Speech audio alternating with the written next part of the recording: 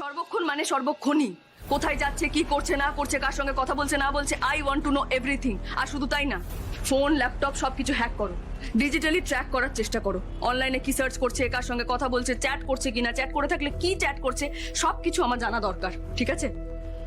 ওকে।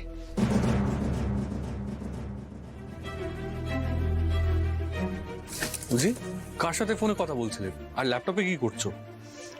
যে তোমার পেছনে লাগছে তাকে একটু শায়েস্তা করার ব্যবস্থা করছি। কি ব্যবস্থা?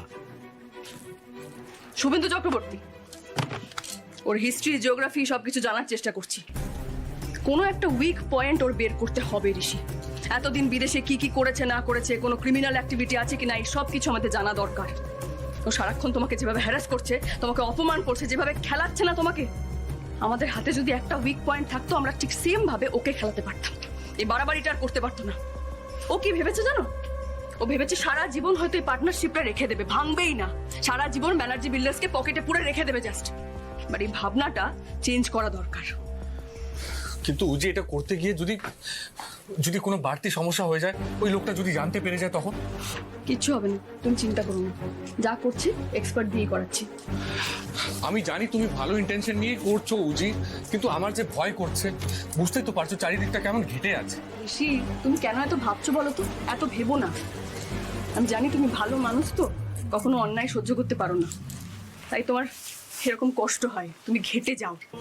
কেউ তোমার সাথে এরকম করলে তুমি ভাবো মানুষ এতটা খারাপ কি করে হতে পারে।